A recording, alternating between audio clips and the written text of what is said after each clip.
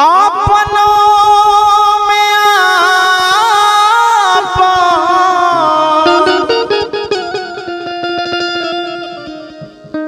अपनों में आपन ओहू में खासम खास बा तो उहे घात करी जेकरा विश्वास बा उहे घात करी जेकरा विश्वास बा अपनों में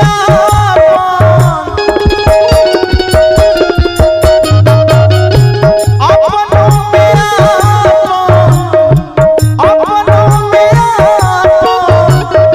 ओहो में खासम खास बा उहे घात करी जेकरा विश्वास बा उहे घात करी जेकरा विश्वास बा।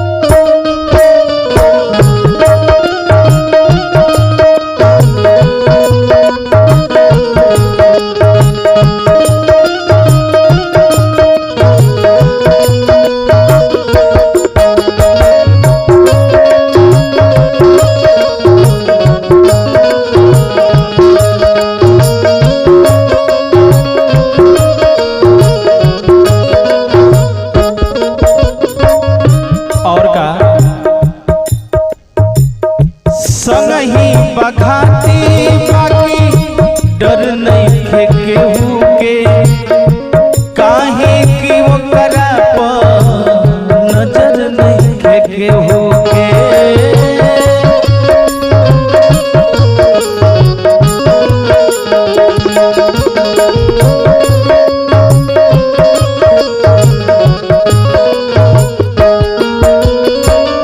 संगही बखाती बाकी डर नहीं खे केहू के काहे कि ओकरा पर नजर नहीं खे केहू के अपनों से आस बा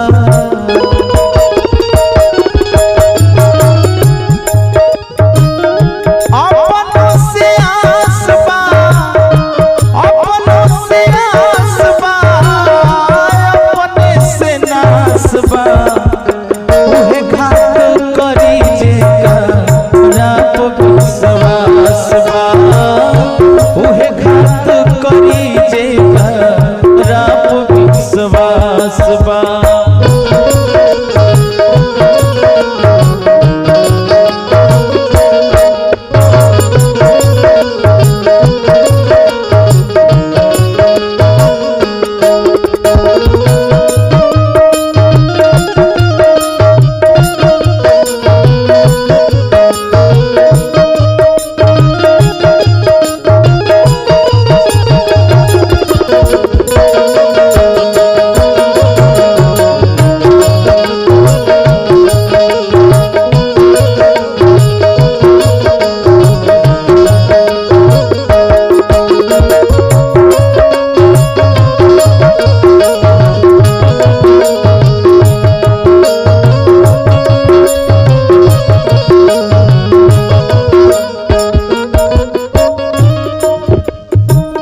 रावण न कैले भी भीषण प्रशंका एही से जर गईली सोने के लंका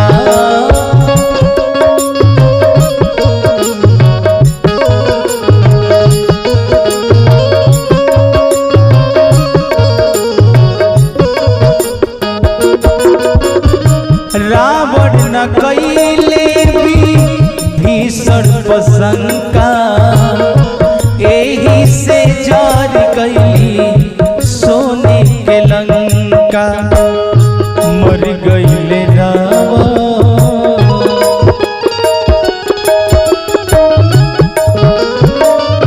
मर गईले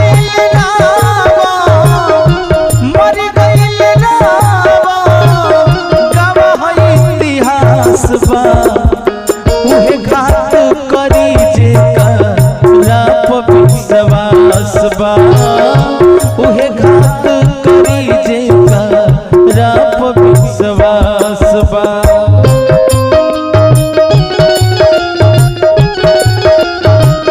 क्या बात है।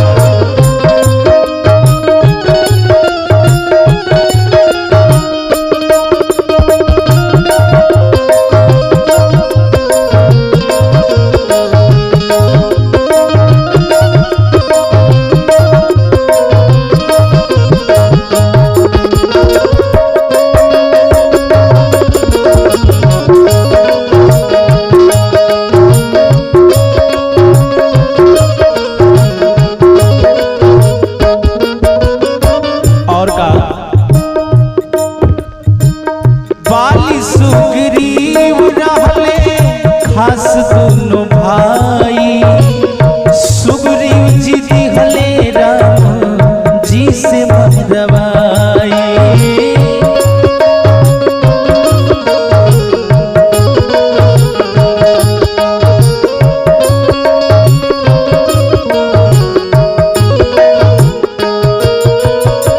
ये गीत से ही प्रमाण बा कभी भी देखो जी आपन बा अगर आपन आदमी धोखा ना करे ते दुनिया में केहू धोखा नहीं के दे सकत।